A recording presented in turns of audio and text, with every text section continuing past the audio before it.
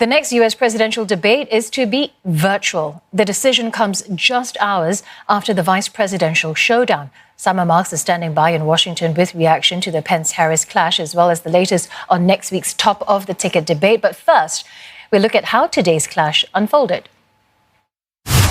Well, the American people have witnessed what is the greatest failure of any presidential administration in the history of our country. The reality is, when you look at the Biden plan, it reads an awful lot like what President Trump and I and our task force have been doing every step of the way. I mean, quite frankly, when I look at their plan that talks about advancing testing, creating new PPE, developing a vaccine, it looks a little bit like plagiarism. If the Trump administration approves a vaccine before or after the election, should Americans take it, and would you take it? If the doctors tell us that we should take it, I'll be the first in line to take it. Absolutely. But if Donald Trump tells us that we should take it, I'm not taking it. The fact that you continue to undermine public confidence in a vaccine, if the vaccine emerges during the Trump administration, I think is unconscionable. And Senator, I just ask you, stop playing politics with people's lives. But I think this is supposed to be a debate based on fact and truth. And the truth and the fact is, Joe Biden has been very clear. He will not raise taxes on anybody who makes less than $400,000 a year. He said he's going to repeal the Trump tax cuts. Mr. Vice President, I'm speaking. Well, wait. I'm speaking. It'd be important if you said the truth. Is he only going to repeal part of the Trump tax cuts? If you don't mind letting me finish, we can then have a conversation, okay? Please. Okay. The climate is changing, but the issue is, what's the cause and what do we do about it? And President Trump has made it clear that we're going to continue to listen to the science. We have seen a pattern with this administration, which is they don't believe in science. I think, look, and with regard to George Floyd, there's no excuse for what happened to George Floyd, and justice will be served. But there's also no excuse for the rioting and looting that followed. We are talking about an election in 27 days, where last week the President of the United States took a debate stage in front of 70 million Americans and refused to condemn white supremacists. And Simon Marks joins us live from Washington. Simon, this virtual debate that's going to happen with the presidents, for this presidential debate, we've just heard that President Donald Trump saying that he will not take part. So what happens now?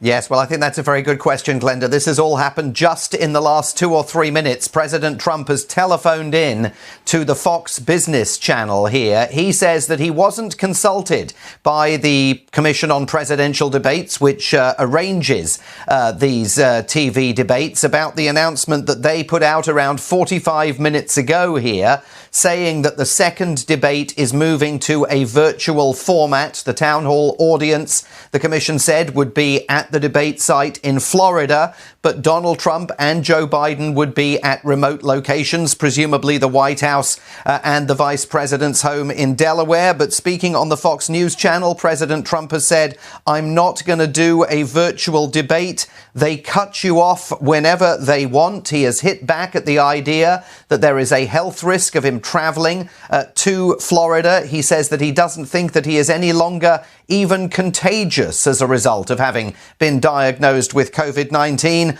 "I'm a perfect physical specimen," he told the Fox Business channel sarcastically. So, look, this opens up all sorts of questions, just the latest dramatic twist and turn in this highly unpredictable election campaign. It would be very unusual, in my experience, unprecedented for the Commission on Presidential Debates to issue a statement that had not been previously approved and cleared, in this case by the Trump and Biden campaigns. But whether this genuinely caught the president by surprise, or whether this is all some kind of positioning taking place, I think once again, Glenda, Steve, there are massive questions now about whether we are going to see another debate in this particular presidential election cycle.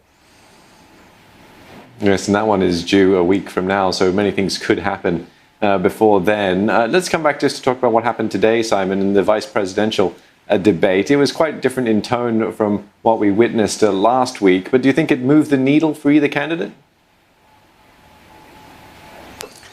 I mean, it was very different in tone, and we always suspected that it was going to be, given that Donald Trump wasn't on the stage and therefore wasn't interrupting everybody and wasn't encouraging his opponent to join him in the mire. The tone of this debate, more sedate, but in substantive terms, there were still enormous opportunities for each of the candidates, Mike Pence and Kamala Harris, not only to spread falsehoods and misinformation about one another's plans and records, but also to evade answering very simple, very clear questions. The moderator at no point during the 90-minute encounter pushed back and fact-checked anything that either candidate was saying.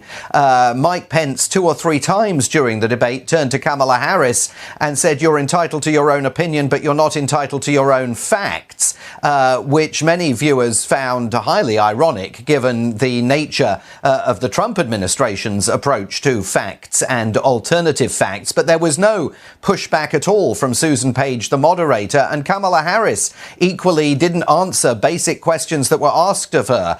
Are the Democrats planning to pack the US Supreme Court with additional justices to dilute the conservative influence on the court? What is her vision for the future availability of abortion? Does she want it available in an unrestricted fashion? She didn't answer those questions, and Mike Pence completely misstated Joe Biden's plans on numerous occasions for policies here in the United States. So whether this impacts floating voters in any meaningful way, and there aren't many of them left to impact, I think is very doubtful. It may end up being a debate that is mostly remembered for the fly that descended on Mike Pence's hair for a couple of minutes at one point during the debate. One almost wondered if it had moved in. All sorts of internet memes suggesting that that is a metaphor for the state of the Trump-Pence campaign, as polls show Joe Biden now between 10 and 16 percentage points ahead of Donald Trump, depending on which poll you look at.